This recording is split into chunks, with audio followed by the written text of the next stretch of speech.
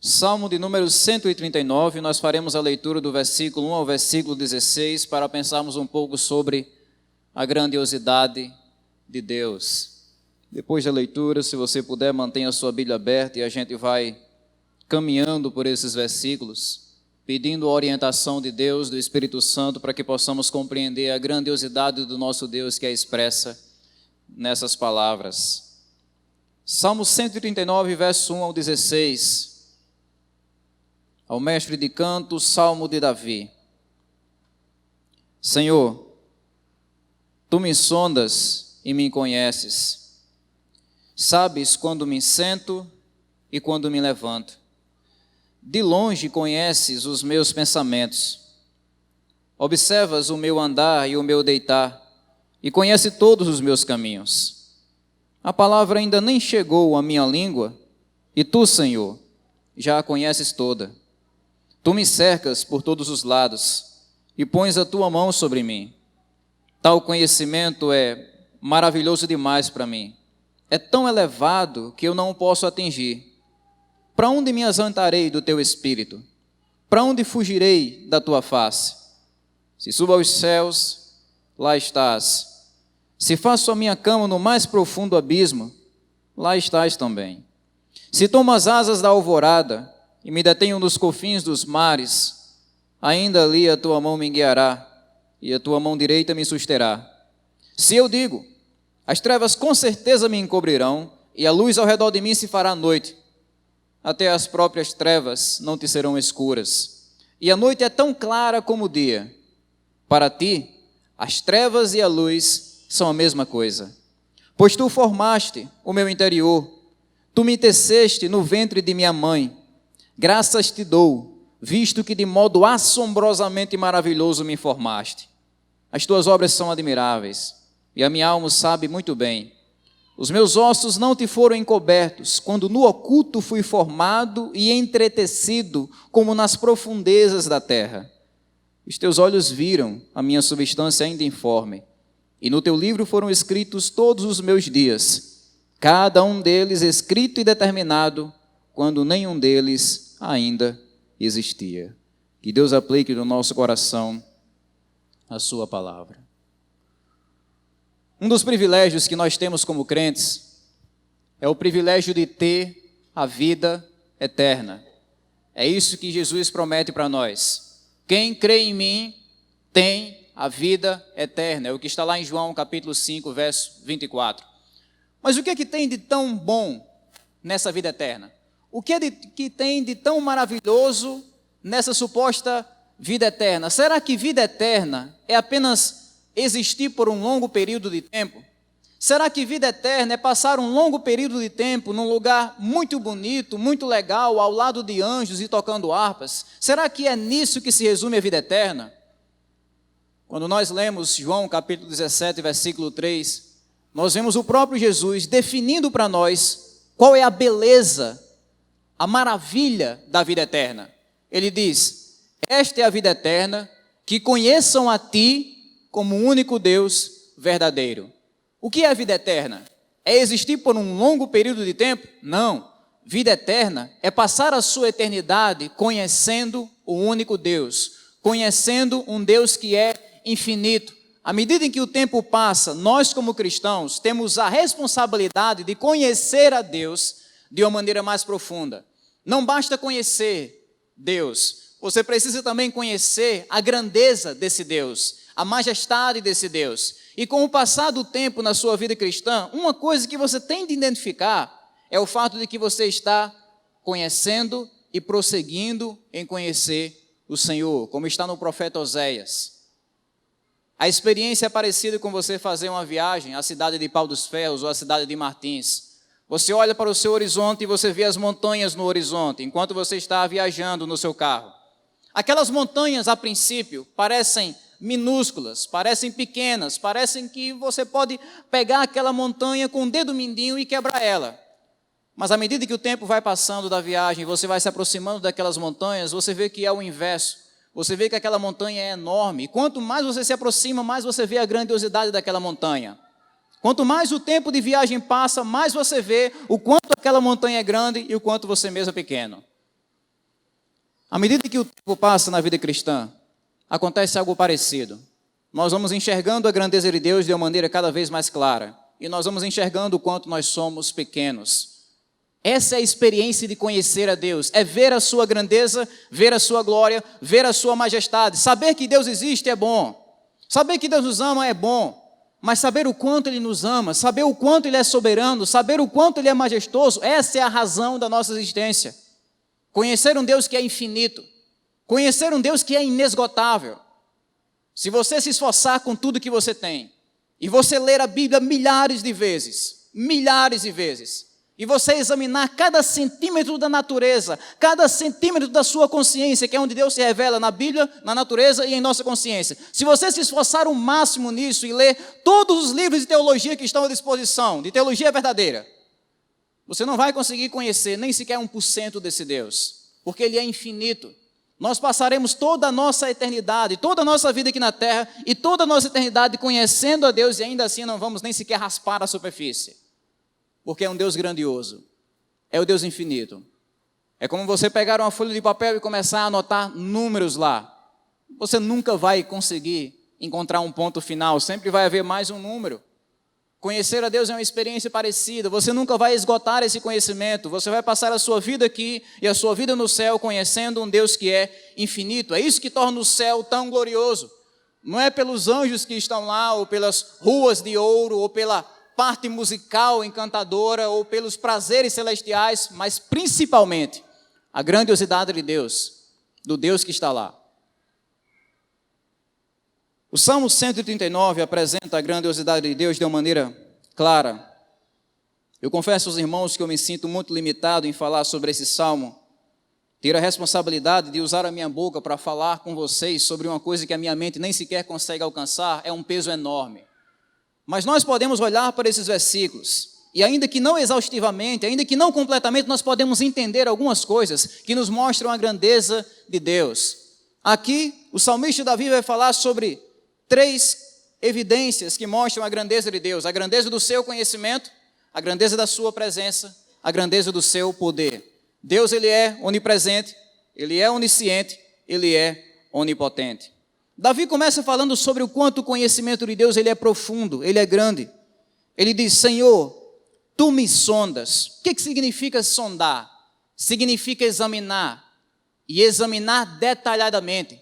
Significa investigar as minúcias, significa observar os detalhes. O que Davi está dizendo aqui é que Deus, Ele não é um Deus indiferente ao seu estilo de vida, como se Ele não estivesse nem aí para o que você faz, ou a maneira como você leva a sua vida, como se Ele estivesse lá no céu ocupado demais para observar um ser como você ou como eu. Davi não está dizendo isso, ele está dizendo: Deus, apesar da sua grandeza, da sua majestade, da sua glória, de controlar todo o universo, Ele é um Deus que me sonda, é um Deus que examina a minha vida. Percebam bem, Davi não está dizendo que Deus precisa investigar você para conhecer você. Ele não está dizendo isso. Deus conhece diferente da gente. Para a gente conhecer, a gente precisa pegar um livro, a gente precisa ler, a gente precisa investigar, a gente precisa meditar, a gente precisa assistir uma aula, e aí a gente alcança o conhecimento. Deus não precisa de livros, Deus não precisa de exame. Então por que Davi está dizendo aqui, Deus me sonda? Ele está mostrando aqui a profundidade do conhecimento de Deus, a pessoalidade de Deus. Deus é um Deus pessoal. Ele está dizendo isso: o Senhor me sonda. Ele não está dizendo uma linguagem generalizada, Deus sonda o mundo, Deus sonda o universo. Não, ele está usando linguagem estritamente pessoal. O Deus grandioso, Ele me sonda, Ele examina a minha vida em detalhes. Ele não é um Deus que não está nem aí para mim, Ele me sonda. E é por isso que Ele me conhece. O Senhor me sonda e me conhece. Se você fizer uma pesquisa na Bíblia da palavra conhecer, você vai ver que ela sempre está trazendo a ideia de intimidade. E essa é uma palavra que está aparecendo em todo o Salmo, a palavra conhecer. O Senhor me sonda e me conheces, conhece quando me sento, conhece quando me levanto, conhece o meu pensamento, conhece o meu andar, conhece o meu deitar, conhece os meus caminhos. A palavra nem chegou à língua e o Senhor conhece. Percebe que a palavra conhece sempre está aparecendo de novo, de novo e de novo. Ele está enfatizando aqui que o conhecimento que Deus tem da gente é um conhecimento profundo, extremamente profundo, íntimo. Quando a Bíblia diz, por exemplo, Adão conheceu a Eva e ela lhe deu filhos. O que isso quer dizer? Quer dizer a intimidade que houve ali. Quando Jesus diz o juízo final, apartai-vos de mim, vós que praticais a iniquidade, porque eu não conheço vocês. O que Jesus está dizendo ali? Que ele não conhece? É claro que ele conhece. Mas ele está dizendo o seguinte, eu não tive intimidade com vocês. É isso que ele está ensinando. Então, quando o salmista diz, o Senhor me conhece, ele está dizendo, Deus, ele me conhece de uma maneira profunda, ele me conhece de uma maneira íntima. Deus conhece você melhor do que o seu melhor amigo, Deus conhece você melhor do que a sua esposa ou o seu marido, Deus conhece você melhor do que os seus pais, Deus conhece você melhor do que você mesmo. O conhecimento mais profundo da sua vida está acessível ao Deus que lhe sonda e conhece você. Por exemplo, veja como o conhecimento de Deus é profundo. Ele sabe tudo o que nós fazemos. O texto diz, sabe quando me sento e quando me levanto. Ele vai dizer mais tarde, observas o meu andar e o meu deitar e conhece todos os meus caminhos. Percebem como esses detalhes são minúsculos, são pequenos? Se você me perguntasse, Neemias, quantas vezes você se sentou durante esse dia? Eu sinceramente não sei. Neemias, quantas vezes você se levantou durante esse dia? Sinceramente, eu não sei. Mas Deus sabe. Deus conhece a nossa vida não de uma maneira generalizada, no sentido de que Ele conhece apenas o seu nome, sua família, seu trabalho, seu emprego, o dia do seu casamento, não apenas esses grandes eventos da nossa vida, mas até mesmo os pequenos detalhes da nossa vida são conhecidos por Deus. Deus, quantas vezes eu me sentei durante essa semana? Ele sabe. Quantas vezes eu me levantei da minha cama, da minha rede, do meu sofá? Ele sabe. Deus, quantos passos eu dei para chegar até esse local? Ele sabe. Deus, qual foi a distância entre cada passo? Ele sabe. Ele é um Deus que conhece detalhes da nossa vida que aparentemente são irrelevantes para nós. É um Deus que conhece a quantidade de cabelos que cai da nossa cabeça. Coisa que nem a gente sabe, Deus conhece. Ele conhece a gente de uma maneira profunda. Todas as nossas atitudes são plenamente conhecidas por esse Deus. Ele conhece a gente por dentro e por fora. Irmãos e amigos, é por isso que a hipocrisia nunca faz sentido diante de um Deus que conhece todas as coisas, diante de um Deus que conhece todas as suas atitudes. Eu posso ser um grande hipócrita diante de vocês, mas eu nunca vou conseguir ser um hipócrita diante de Deus. Eu posso ser uma coisa dentro da igreja e outra coisa fora da igreja, mas Deus vai me conhecer. Então aquela pessoa que é simpática, bem-humorada dentro da igreja, mas que em casa ela é rabugenta, ela é rude, ela é violenta, Deus conhece a hipocrisia dessa pessoa. Aquela pessoa que na igreja é a irmã mais abençoada do mundo, mas em casa ela é briguenta, ela maltrata os filhos, ela é preguiçosa dentro de casa, Deus conhece. Aquele jovem que é simpático, é abençoado, é bem aparentado, mas em casa é insubmisso aos pais, Deus conhece. Então, a máscara nunca funciona com um Deus que conhece todas as nossas atitudes. A gente nunca vai conseguir colocar uma máscara diante de Deus. É possível colocar diante de um irmão, é possível colocar diante de si mesmo essa máscara, mas ela nunca funciona diante de um Deus que conhece cada passo que você dá. Ele conhece tudo que nós fazemos, é por isso que não existem atores, não existem atrizes diante de Deus, não existem pessoas que tentam aparentar uma coisa para Deus e convencem Deus, porque Ele conhece o nosso sentar, o nosso levantar, os detalhes da nossa vida. Davi prossegue dizendo que Deus conhece também tudo que nós pensamos. Verso 2, a parte B diz, de longe conheces os meus pensamentos.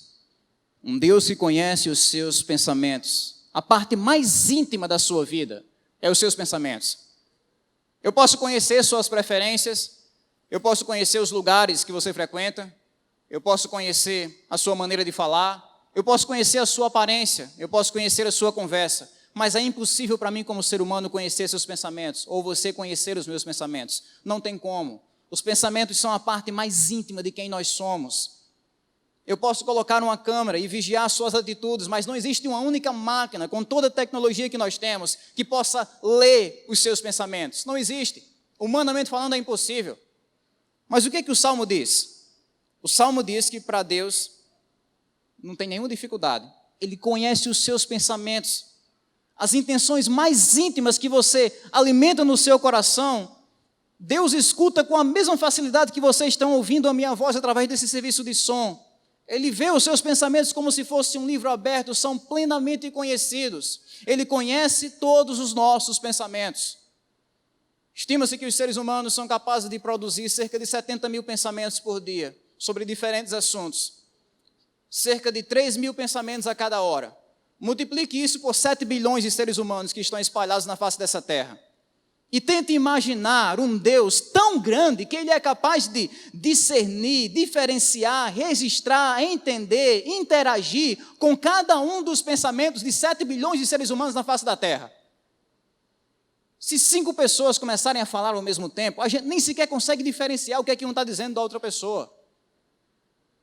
Mas Deus vê centenas e milhares de pensamentos e consegue diferenciar cada um deles com clareza. Ele conhece tudo aquilo que nós pensamos. Então, nunca devemos alimentar a ilusão de que os nossos pensamentos são apenas nossos pensamentos. Não. Os nossos pensamentos são uma TV ligada diante de Deus. Ele vê de uma maneira nítida, de uma maneira clara, aquilo que nós pensamos. Ele conhece não apenas aquilo que você faz com o seu corpo, Ele conhece aquilo que você faz com a sua mente. Davi prossegue no verso 4 e no verso 5, dizendo que Deus conhece também tudo que nós dizemos. Verso 4 e 5. A palavra ainda nem chegou à minha língua, e tu, Senhor, já a conheces toda. Tu me cercas por todos os lados, e põe a tua mão sobre mim. A palavra ainda nem chegou à minha língua, e o Senhor já conhece. Deus não precisa que você diga alguma coisa para Ele. Veja, se eu quiser conhecer uma pessoa, o que é que eu faço? Eu converso com aquela pessoa. Eu ouço as palavras daquela pessoa. É assim que nós conhecemos uns aos outros. À medida que você vai ouvindo as palavras daquela pessoa, que as palavras vão saindo da boca daquela pessoa, você vai conhecendo ela. Mas como é que Deus os conhece? Ele precisa que a gente se apresente? Claro que não. Deus não precisa que você diga onde você mora, qual é o seu nome, do que você gosta, o que você pretende para o futuro, ou o que você fez no passado. Deus não precisa de nada disso. A palavra nem sequer foi formulada verbalmente nos seus lábios, e Deus já sabe o que você vai dizer. É um Deus que conhece a gente sem a necessidade de palavras. Ele conhece cada uma das nossas conversas. Tudo que sai da nossa boca, na nossa geração virtual, tudo que sai dos nossos dedos, das nossas conversas virtuais, Deus conhece absolutamente tudo.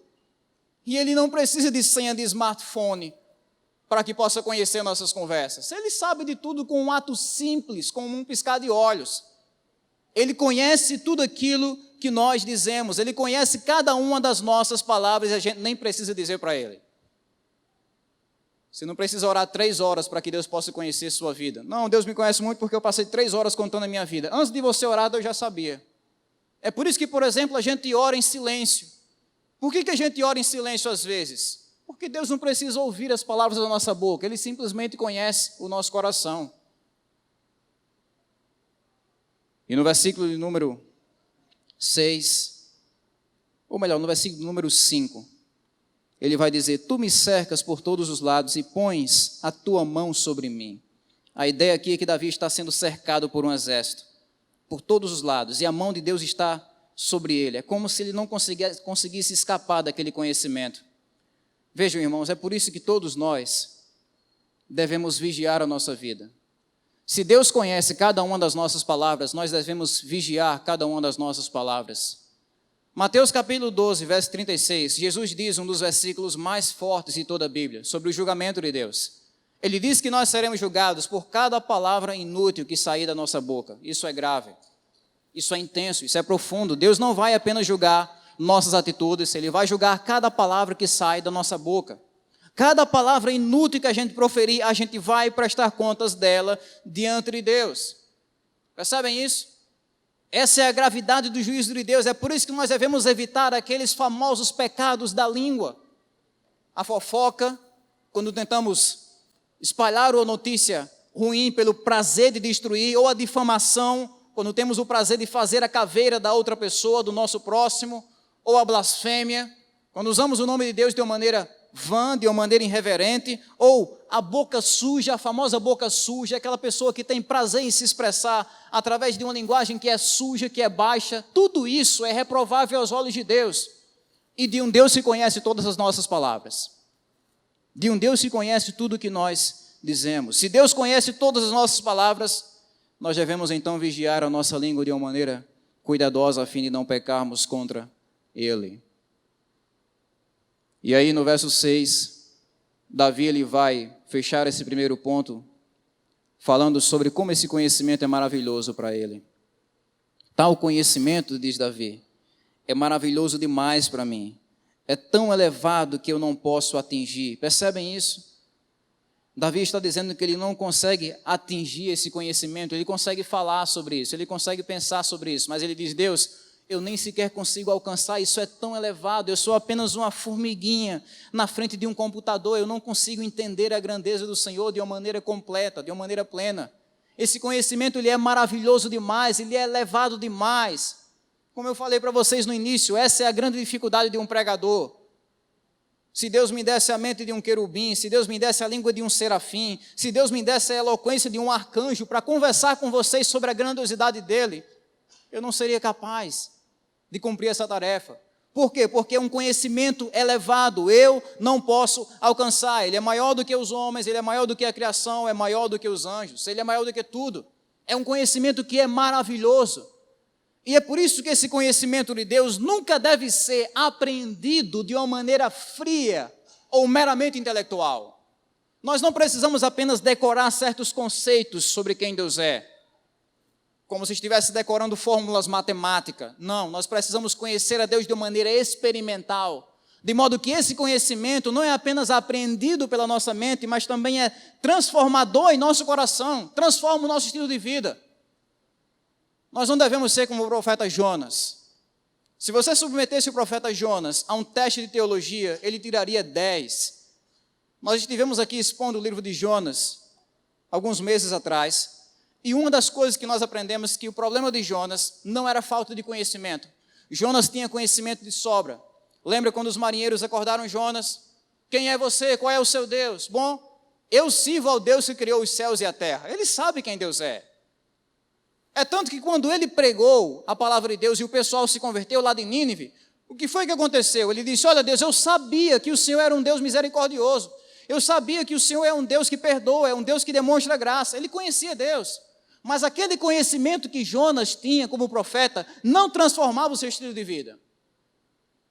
E assim é a vida de muitos crentes, que até conhecem certas coisas sobre Deus, mas esse conhecimento não transforma o estilo de vida dele. Não transforma a sua maneira de viver. Davi não era assim. Davi ele era impactado, ele era extasiado, ele ficava atônito, fora de si com o conhecimento de Deus. Tal conhecimento é maravilhoso demais para mim, é tão elevado que eu não posso atingir. Se trata de conhecer a Deus de uma forma apaixonada.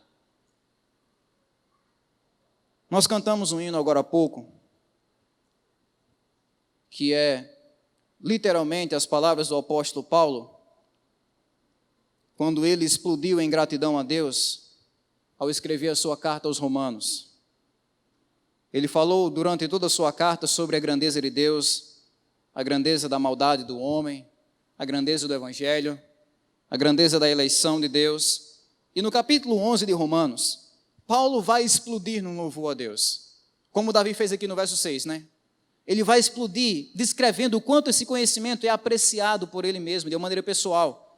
Romanos 11:33 diz, ó profundidade da riqueza, tanto da sabedoria, como do entendimento, do conhecimento de Deus. Quão inexplicáveis são os seus juízos, quão insondáveis são os seus caminhos. Pois quem conheceu a mente do Senhor?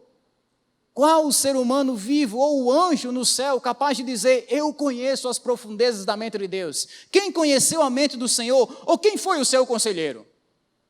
Quem estava lá dizendo, Deus, crie um mundo. Deus, salve esse mundo através de Jesus Cristo. Deus, faça isso, faça aquilo. Quem foi o conselheiro de Deus? São perguntas retóricas. Ou ele vai dizer aqui, ou quem primeiro deu alguma coisa a Deus para que isso lhe seja restituído? Porque dele, por ele e para ele são todas as coisas, a ele seja a glória para sempre. Amém. Essa é a maravilha do conhecimento de Deus no coração de Davi. Um conhecimento insondável, inescrutável, maravilhoso e glorioso.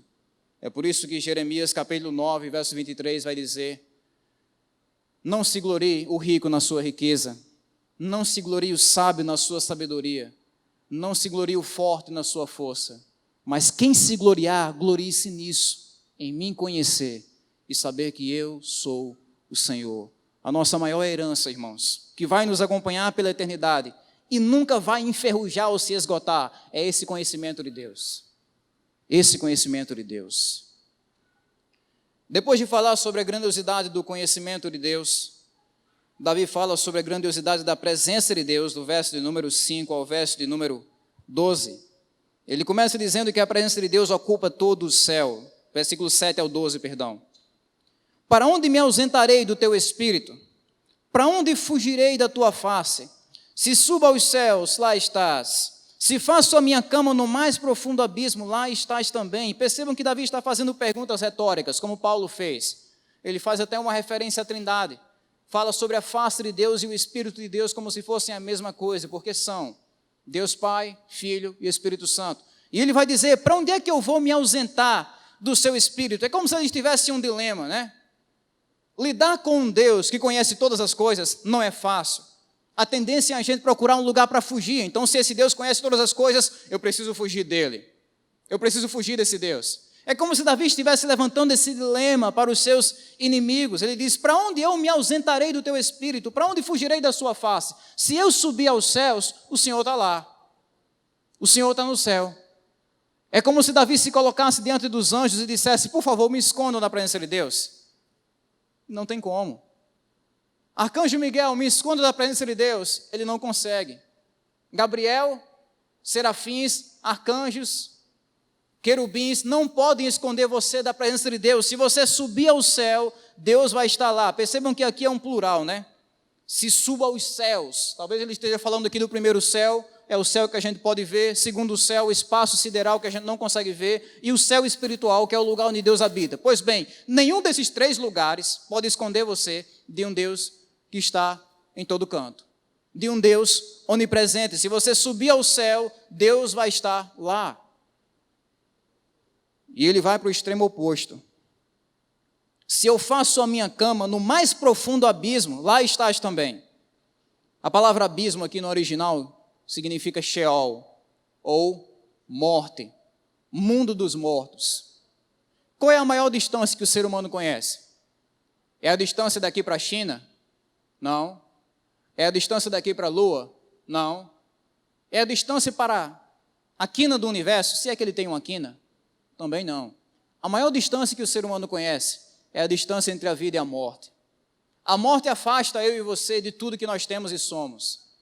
A morte afasta você do seu emprego, a morte afasta você da sua família, a morte afasta você da sua casa, a morte afasta você desse mundo, a morte afasta você desse universo, a morte afasta você do seu próprio corpo. A maior distância é a distância entre a vida e a morte. Mas deixa eu dizer uma coisa, a morte não afasta você de Deus. Ele diz, se eu fizer a minha cama, se eu ajeitar os lençóis no mundo dos mortos, e eu disser, Deus não vai me encontrar aqui, lá o Senhor está. Sabe, por isso que aquelas pessoas que infelizmente pensam no suicídio como uma maneira de fugir de Deus, elas estão enganadas. Elas tiram a própria vida, Deus continua lá. A morte não afasta a gente de Deus. Se eu fizer a minha cama no Sheol, no mundo dos mortos, até ali o Senhor vai estar. Davi está usando esses dois extremos. Se eu subir lá no céu e pedir para os anjos me esconderem, o Senhor vai estar lá. Se eu descer ao mais profundo abismo, se eu descer no profundo dessa terra, se eu passar do núcleo da terra e fizer a minha cama lá no mundo dos mortos, o Senhor vai estar lá. Não tem como se esconder de um Deus que está em todos os lugares. Lembram de Jonas, novamente, o profeta Jonas? Ele achava que podia fugir de um Deus que está em todos os lugares. Então Deus trouxe uma ordem para ele. Ele fugiu para o meio do mar. Com certeza, Deus não vai me encontrar aqui. Foi isso que ele disse. Deus encontrou ele no meio do mar. Então ele foi lançado nas profundezas do oceano. Talvez ele pensou, agora sim, Deus não vai mais me achar não. E Deus enviou um peixe e encontrou Jonas lá. E aí Jonas foi parar no ventre de um grande peixe. O lugar mais improvável de encontrar a presença de Deus. E Deus encontrou ele lá. Jonas 2, na oração que ele faz. A gente estudou isso. Perceba que não existe nenhum lugar nessa terra que possa nos esconder de Deus. Não tem como dar as costas a um Deus que está em todos os lugares. Ele vai dizer que não existe também nenhum lugar nessa terra, verso 9 ao 10. Se eu tomo as asas da alvorada e me detenho nos confins dos mares, ainda ali a tua mão me guiará e a tua mão direita me susterá. Talvez alguns de vocês tenham o costume de acordar pelas 4 da manhã, colocar o seu tênis, sair da sua casa e caminhar pela BR, caminhar pelas ruas da nossa cidade. E um dos privilégios que você tem ao fazer isso é ver a alvorada, é ver o nascer do sol.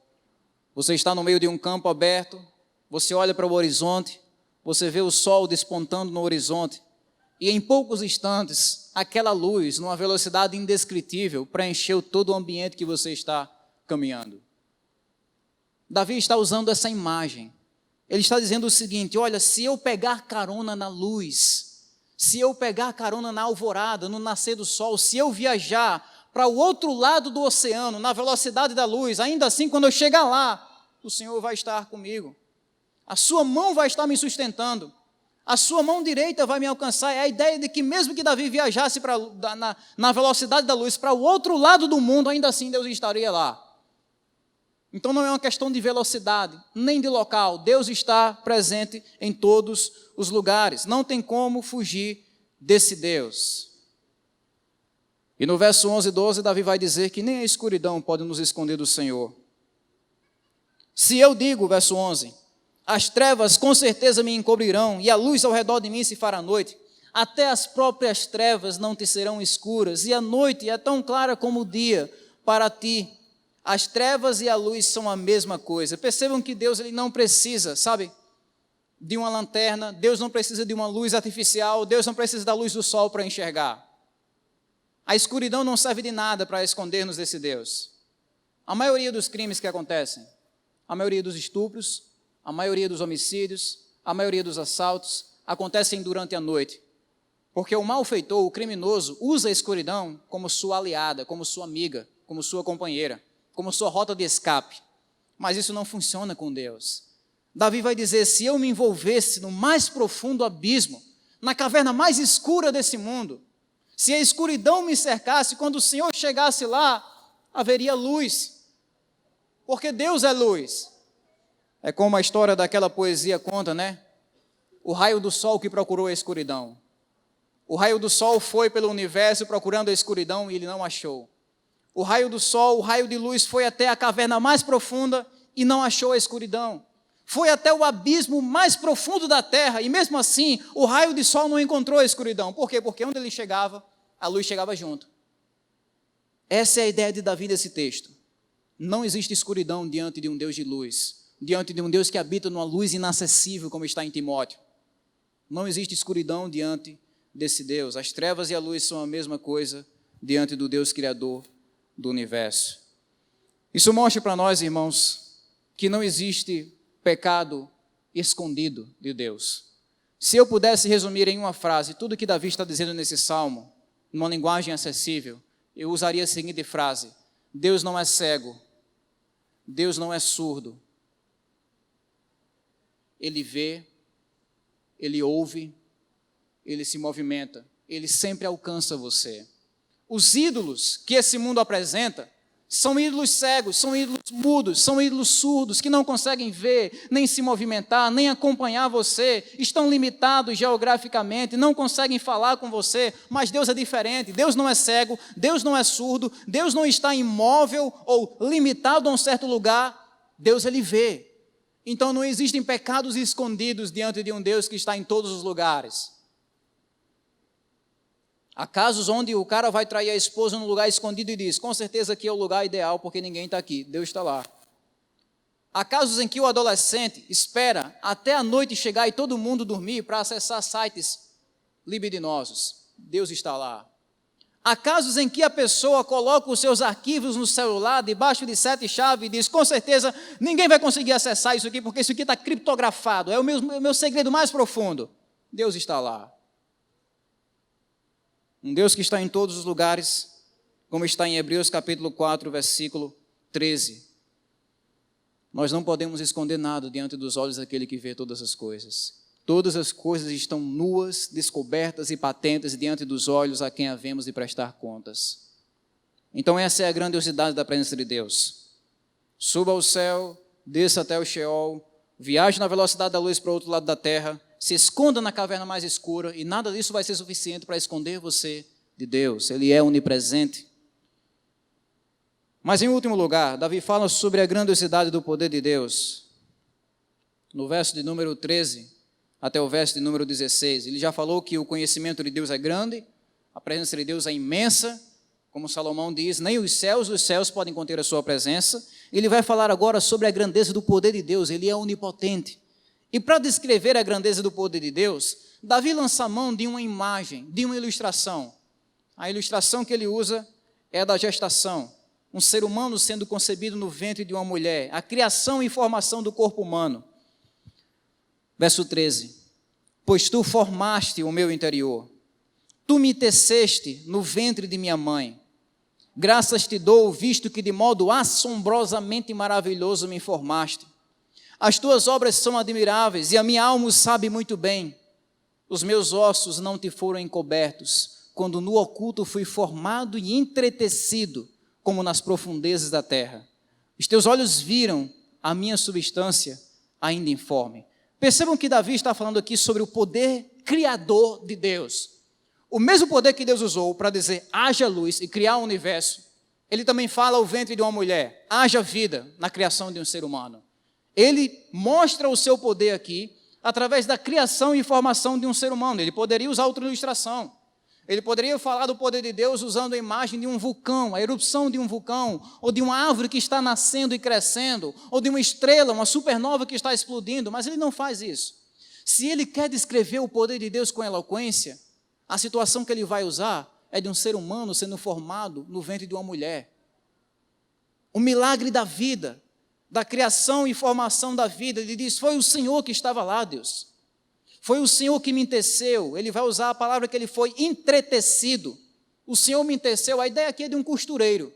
O que o costureiro faz? Ele vai entrelaçando as linhas até formar o tecido e os detalhes. É isso que Deus fez no ventre da sua mãe, quando estava criando você, formando você. É o Deus que estava lá, dando forma. Nós achamos incrível, quando lemos o livro de Gênesis, e vemos Deus formando Adão do barro. Isso é lindo, realmente lindo, mas isso também aconteceu com você. Não no barro, mas no ventre da sua mãe. Não acho que foi apenas um processo biológico natural que deu origem à sua vida e à formação do seu corpo. Não, é um processo sobrenatural, onde o Criador dos céus e da terra está presente naquele lugar para formar você. O grande costureiro, que não precisa de uma luz para costurar. Eu não sei muito sobre costurar, mas eu sei que se você quer costurar e ter sucesso nisso, você precisa de um lugar iluminado. Deus não precisa. Ele vai dizer aqui que nas profundezas da terra, naquela escuridão do ventre da nossa mãe, Deus ele foi nos formando, ele foi criando, ele foi modelando, desenhando, distribuindo as artérias, as veias, modelando os ossos, ele foi dando forma aos nossos órgãos internos, ele foi estendendo a nossa pele como se fosse um tecido, como um costureiro cuidadoso faz. Esse Deus que foi definindo os seus músculos, esse Deus que criou a sua alma lá. É isso que Davi usa para descrever o poder de Deus, a onipotência de Deus. Quem foi que fez você? Deus. E fez de uma maneira única. Procure outro ser humano igual a você e você não vai encontrar nem aqui, nem em Marte. Não tem. Você é único.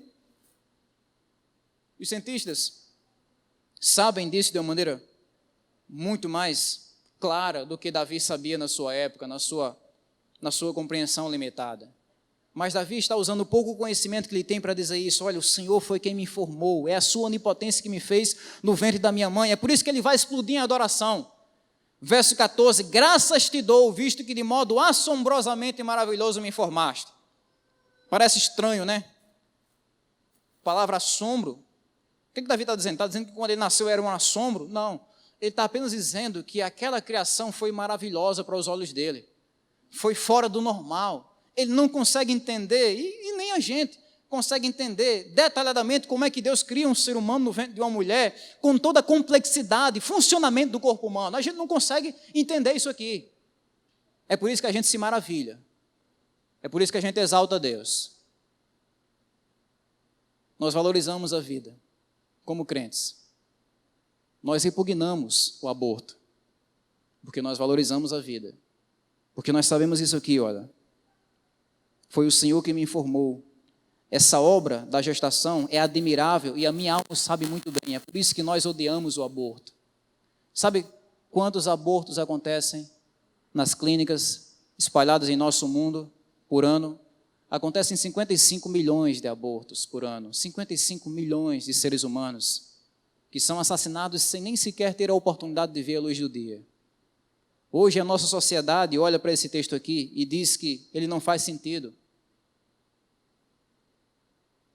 Quando eu morava na cidade de Pilões, eu tomei conhecimento de um crime que aconteceu na cidade. Eu estava preso aí, mora lá, estava pesquisando sobre a cidade e me deparei com a notícia de um homem que foi assassinado com um tiro de 12 na cabeça quando ele estava dormindo com a sua família. Nós olhamos para isso e vemos a brutalidade, o quanto isso é fora do normal, o quanto isso é repugnante à natureza humana. Que um ser humano tire a vida de outro, que ele chegue à ousadia de entrar na casa daquele ser humano para tirar a sua vida, que ele tenha a ousadia de entrar no seu quarto e atirar quando ele está na cama dormindo, sem ter direito de se defender. Isso é chocante, é chocante. Mas sabe o que é mais chocante do que isso? Mais chocante do que um ser humano tirar a vida de outro é um bebê perdendo a sua vida no ventre de uma mulher. Mais chocante do que um ser humano perdendo a sua vida no meio de um sono é um bebê perdendo a sua vida no ventre de uma mulher quando ele nem sequer sabe o que é dormir e acordar. Calvino dizia que é o cúmulo da violência, tirar a vida de um ser humano no lugar onde ele está mais protegido, no ventre da sua mãe. Se nós achamos um absurdo um ser humano perder a vida quando está dormindo, na proteção da sua própria casa, muito mais absurdo é tirar a vida de um ser humano quando ele nem sequer sabe o que é dormir ou acordar, na proteção do ventre da sua mãe. Hoje a nossa sociedade prega que nós devemos tratar o aborto como uma coisa absolutamente normal. Você vê filmes e séries que, na cabeça dessas pessoas que produzem esses filmes e séries, abortar é mais ou menos como tirar uma espinha do rosto, como tirar uma verruga do rosto. Mas nós que somos crentes e reconhecemos que a vida é sagrada, nós dizemos como Davi: graças te dou, Senhor, porque o Senhor forma a vida de uma maneira gloriosa, de uma maneira maravilhosa, e a minha alma o sabe muito bem. Deus é o doador da vida, e é por isso que nós valorizamos ela. E nós devemos usar tudo que temos, irmãos, redes sociais, influência, voz, para defender aqueles que não conseguem se defender por si mesmos. Para pregar que a vida ela é valiosa, mesmo quando ela é do tamanho de um caroço de feijão. Ela é valiosa aos olhos de Deus. Nós vamos prosseguir no texto, para a gente encerrar. Nós podemos ver a glória do poder de Deus não apenas na criação da vida, mas na condução da vida. Verso 16, é o nosso último verso. Os teus olhos viram a minha substância ainda informe, e no teu livro foram escritos todos os meus dias, cada um deles escrito e determinado quando nenhum deles existia. Deus não apenas criou você e disse, tudo bem, agora você se vira por você mesmo. Não. Ele norteou, conduziu, escreveu, decretou, determinou todos os seus dias antes de você nascer. Antes de você nascer, antes dos seus pais nascerem, antes desse mundo existir, o texto diz que Deus tem um livro, é uma imagem talvez para a mente de Deus. Ele tem um livro, e nesse livro está escrito todos os seus dias. Seu nascimento, seu crescimento, sua morte, sua salvação ou perdição, tudo está nesse livro. É a ideia de que Deus, Ele não apenas nos criou e nos abandonou, mas Ele nos criou e cuidou de nós, nos amou, nos sustentou. É nisso que nós podemos ver o poder de Deus. Nós somos criados e somos sustentados por esse Deus. Que Deus aplique no nosso coração a sua palavra, irmãos, e que possamos prosseguir em conhecer o Senhor. Uma tarefa que nós começamos aqui e que nós não vamos terminar nem mesmo na eternidade. Que nós possamos conhecer a grandeza do conhecimento de Deus, que conhece o que fazemos, pensamos e dizemos, que possamos conhecer a grandeza do poder da presença de Deus, que está nos céus, no mundo dos mortos, em toda a terra, e a grandeza do poder de Deus, que pode ser vista pelo simples fato de você se olhar no espelho, do Deus que criou você, que desenhou você, que modelou você e que sustenta você em cada dia da sua vida. Que Deus nos abençoe e que o Espírito Santo dele use esse texto a fim de abrir o nosso entendimento para a grandeza do nosso Deus.